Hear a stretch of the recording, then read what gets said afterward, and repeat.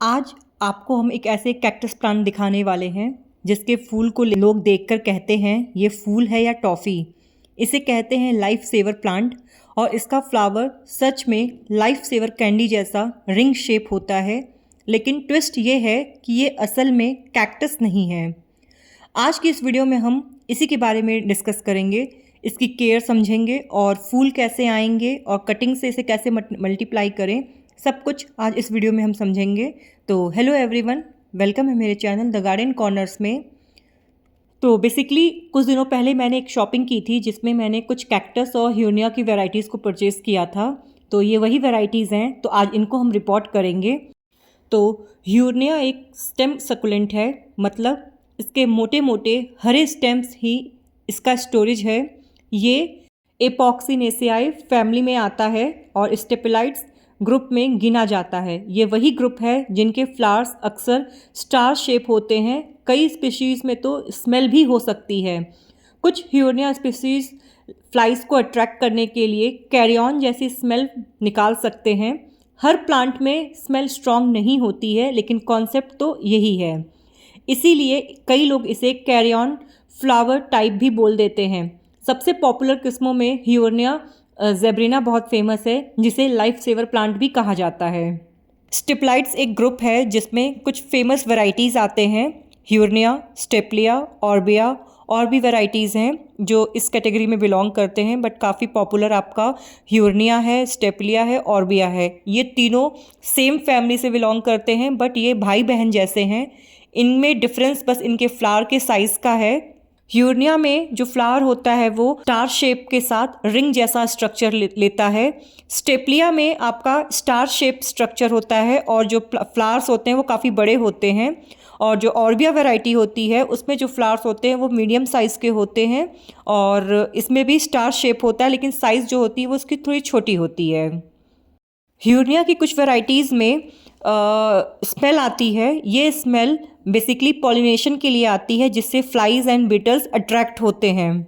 In plants को लगाने के लिए मैंने ऑनलाइन कुछ पॉट्स मंगाए थे, बेसिकली हैंगिंग पॉट्स। ये प्लास्टिक के हैंगिंग पॉट्स हैं और जो साइज़ में थोड़े छोटे हैं, तो मुझे बेस्ट लगा अपने इस वैरायटीज़ के लिए। ह्यूनिया अक्सर क्लम्प बनाता है और साइड बाय साइड फैलता है, इसीलिए शैलो और वाइट पॉट बहुत अच्छा रहता है और ड्रेनेज होल भी ज़रूर होना चाहिए। टेराकोटा पॉट का अगर सिलेक्शन करते हैं तो वो बिगनर फ्रेंडली भी है और जल्दी इसमें पानी सूखता भी है। अगर आप प्लास्टिक के पॉट को यूज़ कर रहे हैं तो उसमें मॉइस्चर होल्ड रहता है, तो वाटरिंग और भी केयरफुली हमें करनी है। तो मुझे प्लास्टिक पॉट ही बेस्ट लगा अपने प्लांट के लिए, इसीलिए मैंने ये पॉट चूज़ किया। सॉइल मीडिया के लिए मैंने कैक्टस सॉइल मीडिया लिया। ये थोड़ा सा मॉइस्ट है। ये बेसिकली ये मैंने उन्हीं पॉट्स में से लिया हुआ है क्योंकि उनका सॉइल मीडिया काफ़ी अच्छा था। इनमें मैंने बस एक चीज़ और ऐड किया है, वो है ये चारकोल। चारकोल भी जो है वो काफ़ी बड़े बड़े ब्रिक्स में है, ताकि इसका जो होल्डिंग कैपेसिटी है ड्रेनेज के लिए वो काफ़ी बेटर बन सके। और थोड़ा सा मैंने इसमें सैंड मिलाया है ताकि ये वेल ड्रेन बन सके। ह्यूनिया जो एक वैरायटी है ये काफ़ी वेल ड्रेन सॉइल मांगता है, तो कैक्टस के सॉइल मीडिया में आप थोड़ा सा ड्रेनेज और बढ़ाने के लिए या तो कोर्स सैंड ऐड कर लीजिए या परलाइट ऐड कर लीजिए, या आप सैंड की और मात्रा बढ़ा सकते हैं। तो फिलहाल मैंने सैंड, मेरे पास कोर्स सैंड नहीं था तो मैंने सैंड की मात्रा और चारकोल को ऐड किया है ताकि ये और भी ड्रेनेज इसका स्ट्रॉन्ग बन सके। क्योंकि ह्यूनिया की वैरायटी को बिल्कुल भी सॉइल में पानी रुकना बिल्कुल भी पसंद नहीं है। सॉइल ऐसा चाहिए जिसमें पानी डालते ही तुरंत वो ड्रेन हो जाए, ऐसा सॉइल मीडिया ये प्रेफर करता है। तो इसीलिए मैंने इसमें थोड़ी सी चीज़ें और मिलाई हैं ताकि ये सॉइल और ज़्यादा वेल ड्रेन बन सके। तो आप जैसा देख रहे होंगे कि थोड़ा ये चंकी टाइप का सॉइल मीडिया है ह्यूनिया के लिए, इस तरह से। अच्छा, जो ये मैंने पॉट मंगाया है ये पॉट बेसिकली सब चीज़ों में बेस्ट है। बस इसमें एक चीज़ मुझे जो प्रॉब्लम लगी वो ये है कि इसका जो ये बेस है वो फ्लैट ना होके थोड़ा सा कॉन्केव टाइप का है। तो इसी के लिए मैंने इसको फ़िलहाल इस तरह से सेट किया है ताकि रिपोर्टिंग करने में मुझे इजी हो। जैसा कि आप देख सक रहे हैं ये इसमें फिट बैठ गया है। आप कोई भी इस तरह का छोटा सा आप ले सकते हैं जिसमें प्लांटर आपका शिफ्ट हो सके। तो अब इसके ड्रेनेज होल को हम कवर करेंगे और इसमें हम इस तरह से टिकरी रख के सॉइल मीडिया से पॉट को फिल करेंगे। अब इम्पॉर्टेंट बात ये है ये कैक्टस जैसा दिखता है लेकिन कैक्टस नहीं है। इसका मतलब केयर में एक मेजर फ़र्क आता है। इसे बहुत हार्ड डायरेक्ट धूप नहीं चाहिए। अगर आप इसे हार्ड डायरेक्ट धूप देंगे तो प्लांट ये जलने लगेगा, और ओवर वाटरिंग हुई तो ये बहुत जल्दी रॉट हो जाता है। तो जैसे हम कैक्टस की केयर करते हैं तो इसकी केयर हमें वैसे बिल्कुल भी नहीं करनी है। ब्राइट लाइट, एयरी सॉइल और कंट्रोल्ड वाटरिंग से ये सकुलेंट आपके गार्डन में काफ़ी लंबे समय तक बना रहेगा। ह्यूर्निया में फ्लावरिंग का सबसे बड़ा स्विच होता है लाइट, लेकिन बैलेंस ज़रूरी है। अगर इंडिया क्लाइमेट की बात करें तो ब्राइट इनडायरेक्ट लाइट बेस्ट होता है इस प्लांट के लिए, और अगर मॉर्निंग की 1 से 3 घंटे की अगर अच्छी धूप मिल जाती है तो भी बेस्ट है। दोपहर की जो तेज़ धूप होती है, यानी कि जो हार्श सनलाइट होती है, वो स्टेम को पूरा ख़राब कर देती है और स्टेम्स जो है वो येलो या ब्राउन हो सकता है। तो बेटर है कि हम हार्श सनलाइट से इस प्लांट को बचा के रखें। अगर आप इसे इंडोर रखते हैं तो ईस्ट विंडो या ब्राइट बालकनी शेड काफ़ी रहेगा, और अगर आप इसे घर के अंदर यूज़ कर रहे हैं तो ग्रो लाइट में कम से कम 8 से 10 घंटे की इसको लाइट चाहिए होगी। अगर आप इसे सफिशिएंट लाइट नहीं देंगे तो प्लांट तो सरवाइव कर लेगा, ग्रोथ भी होगी, बट इसमें बर्ड्स नहीं बनेंगे, फूल नहीं आएंगे। अब बात करें अगर वाटरिंग की, तो मोस्टली कैक्टस और सकुलेंट में ओवर वाटरिंग सबसे बड़ी गलती होती है प्लांट को मारने की। तो हमेशा जब भी प्लांट को पानी दें, अच्छी तरह से दें, फिर मिट्टी पूरी तरह से सूखे फिर अगला वाटर करें। इसे बोलते हैं soak and dry method. Growing season यानी कि जो इसका स्प्रिंग से समर का जो सीज़न होता है, मिट्टी जब ड्राई लगे तभी पानी दें। बहुत गर्मी में फ्रिक्वेंसी बढ़ सकती है, फिर भी सॉइल ड्राई होने पे ही पानी दें। विंटर या ठंड दिनों में ग्रोथ जो होती है वो स्लो हो जाती है या डोर्मेंट जैसी हो जाती है, तब पानी बहुत कम ज़रूरत होती है इन प्लांट्स में। फिर भी जब तक सॉइल कम्प्लीटली ड्राई ना हो तब तक इसमें वाटरिंग ना करें। वाटरिंग करने के लिए आप फिंगर टेस्ट का भी यूज़ कर सकते हैं। 2 से 3 इंच अगर मिट्टी ड्राई है तो आप पानी दें। अगर आपको पॉट हल्का लगता है, क्योंकि वेल ड्रेन सॉइल हम बनाते हैं तो पानी अगर सॉइल में नहीं रहता है तो पॉट ऑटोमेटिकली हल्का लगने लगता है, तब आप पानी दें।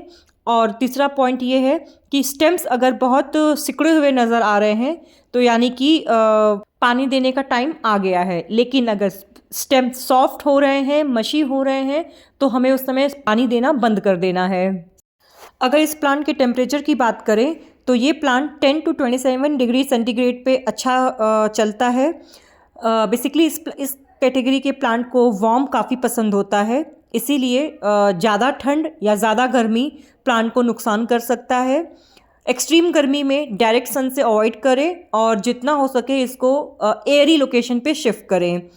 एयरी लोकेशन बहुत ज़रूरी है क्योंकि स्टेपलाइट्स में स्टेगनेंट ह्यूमिडिटी और वेट सॉइल से रॉट रिस्क बढ़ जाता है। अगर इसके फर्टिलाइज़र की बात करें तो ह्यूर्निया जो है वो हैवी फीडर नहीं होता है, और अगर ज़्यादा नाइट्रोजन वाला खाद दिया तो जो इसकी ग्रोथ है वो थोड़ी सॉफ्ट हो जाती है। तो ग्रोइंग सीज़न यानी कि स्प्रिंग से समर में आप इसे महीने में एक बार कैक्टस सकुलेंट फर्टिलाइज़र दे सकते हैं जिसमें लो नाइट्रोजन की क्वांटिटी हो, और विंटर में फर्टिलाइज़र देना अवॉइड करें। अब बात करते हैं इसके प्रोपोगेशन की। तो सबसे इजी मेथड है स्टेम कटिंग। हमेशा स्टेम हेल्दी चुनें और कटिंग को 1 से 2 दिन शेड में रख के इसे कैलस बनने दें, यानी कि जो कटा हुआ पोर्शन है उसको ड्राई होने दें। जैसे ही ये ड्राई हो जाए फिर इसे आप एक वेल ड्रेन सॉइल मीडिया में लगा लें। तुरंत पानी ना दें, कुछ दिनों बाद हल्का पानी दें। उसके बाद आप देखेंगे कि कुछ दिनों के बाद इसमें न्यू ग्रोथ स्टार्ट हो जाएंगे। बहुत ईजिली ये कटिंग लग जाती है।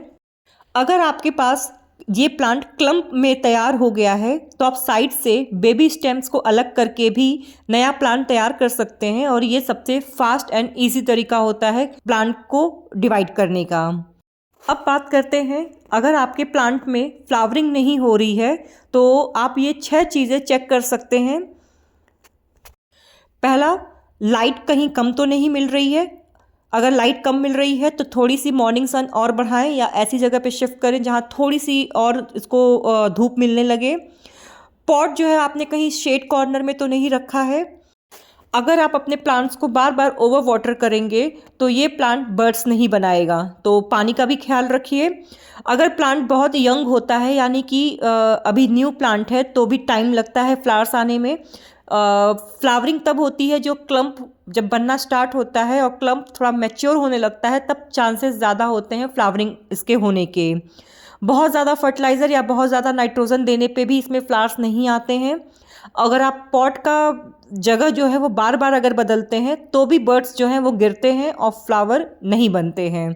अब बात करते हैं कॉमन प्रॉब्लम्स की जो अक्सर प्लांट में देखने को मिलता है। अगर स्टेम जो सॉफ्ट या मशी हो रहे हैं और नीचे का पोर्शन बिल्कुल धीरे धीरे अब ब्लैक होने लगा है, इसका मतलब कि रॉट है। ये 90% केस में ओवर वाटरिंग और वाटर लॉगिंग की वजह से होता है। तो फिक्स ये है कि प्लांट को पॉट से निकालें, रॉटन हिस्से को कट करें और हेल्दी पार्ट को फिर से ड्राई करके कैलस बनने दें। कैलस बनने के बाद इसे फिर से सॉइल मीडिया में रिपोर्ट कर दें और वाटरिंग का ध्यान रखें। दूसरी प्रॉब्लम आती है स्टेम के रिंकल होने या सिकुड़ने की।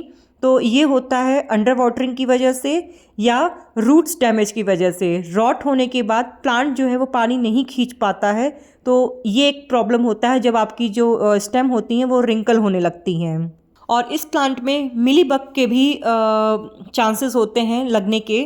तो अगर आपको विजिबल है मिलीबग तो आप इसे मैनुअली भी रिमूव कर सकते हैं अपने किसी कॉटन बड की हेल्प से।